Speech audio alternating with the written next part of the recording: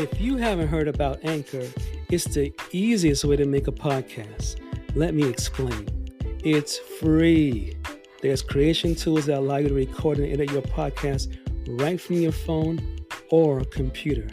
Anchor will distribute your podcast for you so you can be heard on Spotify, Apple Podcasts, and many, many more. You can make money from your podcast with no minimum listenership. It's everything you need to make a podcast in one place. Download the free Anchor app or go to anchor.fm today to get started.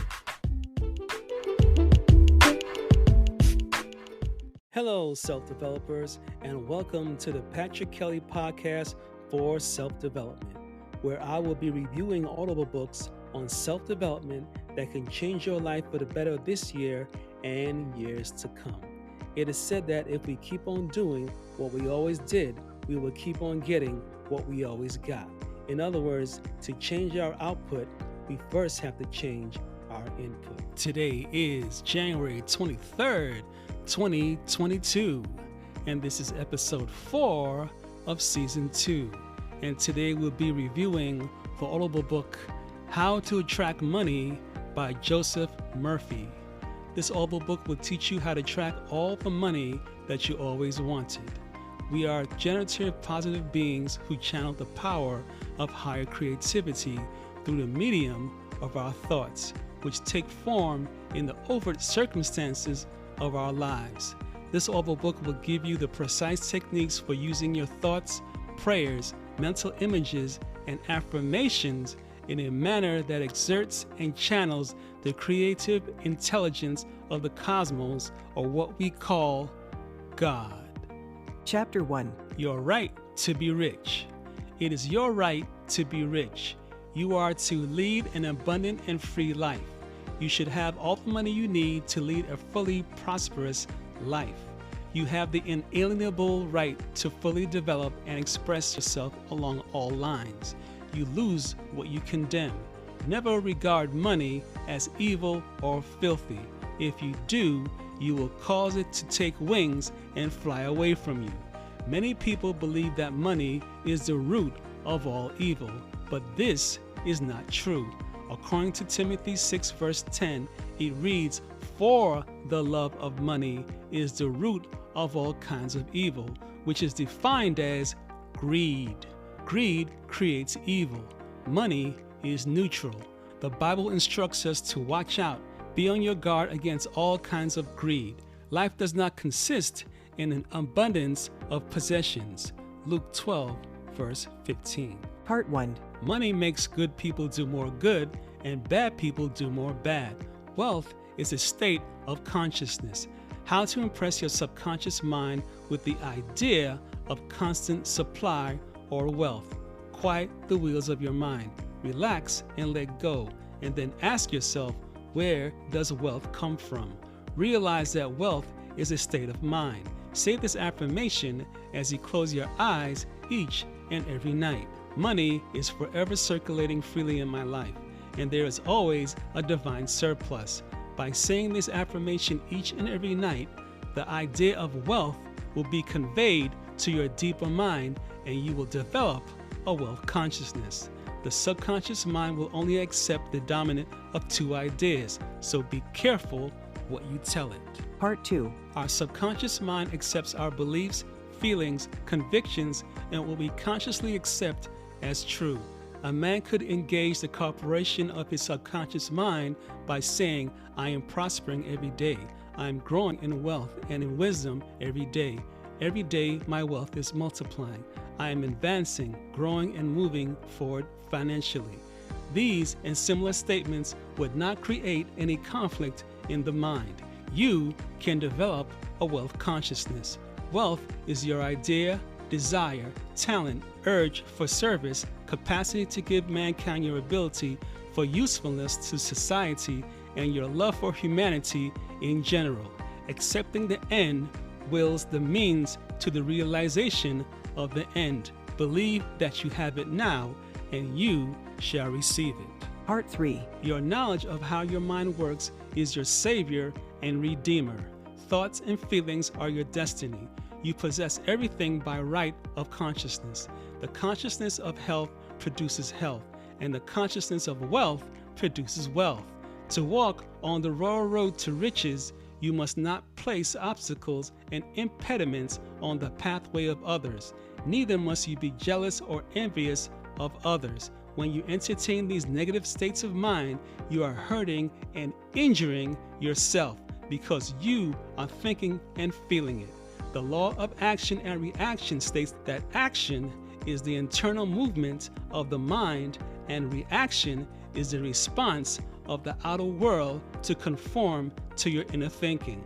Every time we resent another's wealth or success, we are stealing from ourselves. Before the outer thief robs us, we have first robbed ourselves. There must be an inner thief before the outer one appears. Part 4. The great law is, as you would that men should think about you, think you about them in the same manner. As you would that men should feel about you, feel you also about them in like manner. Say from your heart, I wish for every man who walks the earth what I wish for myself. Rejoice and be glad in the progression, advancement, and prosperity of all men. Whatever you claim as true for yourself, claim it for all men everywhere. If you pray for happiness and peace of mind, let your claim be peace and happiness for all. Do not ever try and deprive another of any joy. If you do, you deprive yourself. When the ship comes in for your friend, it comes in for you also. Do not try and withhold from another his God-given birthright to happiness, success, achievement, abundance, and all good things. The treasures of heaven are the truths of God which we possess in our soul.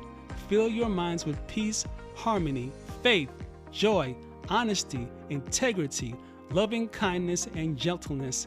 Then you will be sowing for yourself treasure in the heavens of your own mind. Chapter 2. The road to riches. Riches are of the mind. You will always be wealthy when you have an intense desire to contribute to the good of mankind.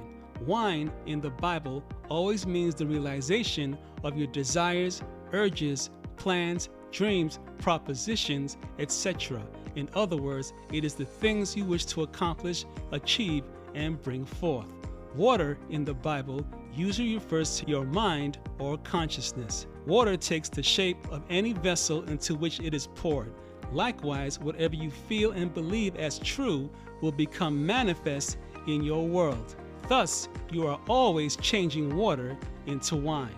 One of the cardinal tenets of the Bible is that you determine, mold, fashion, and shape your own destiny through your right thought, feeling, and beliefs.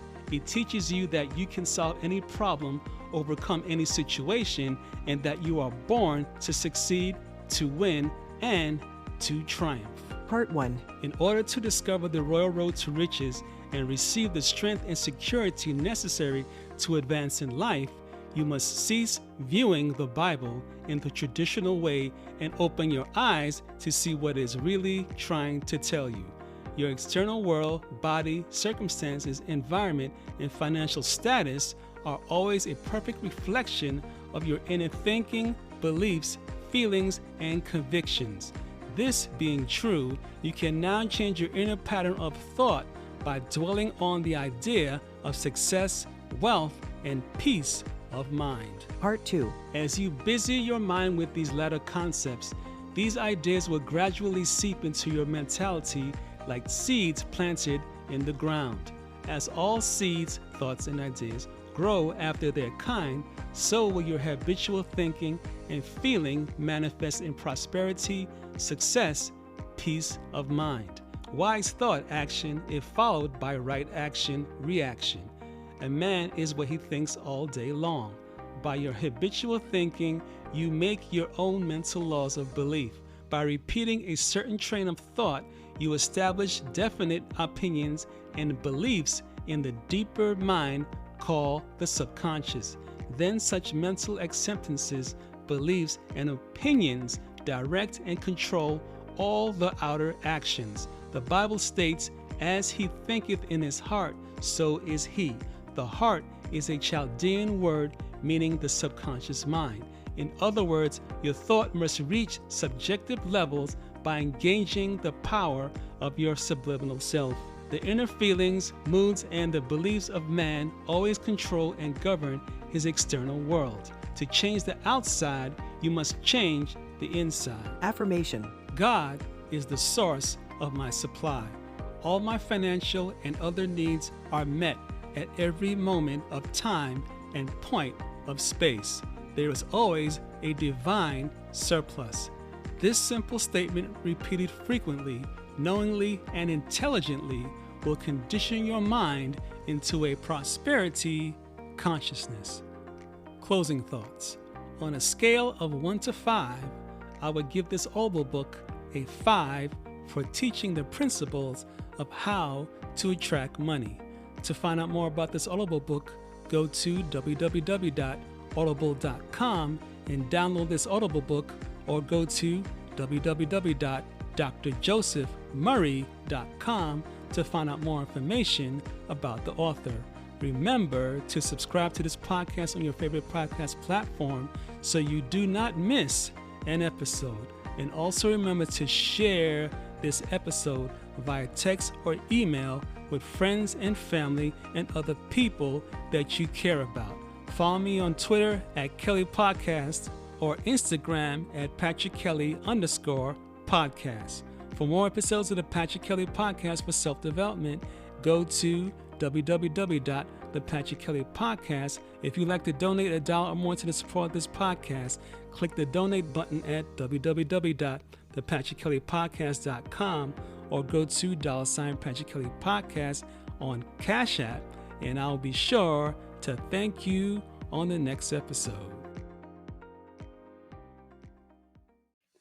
This is the end of this podcast for today. Tune in next week Sunday for the next episode and the next audible book of over 300 books that I'll be reviewing on the Patrick Kelly Podcast for self-development. If you enjoyed this podcast, take a moment to rate and review on Apple Podcasts. This really helps me out. Feel free to share this podcast with someone you care about. And remember, your life does not get better by chance, it gets better by change. Take care.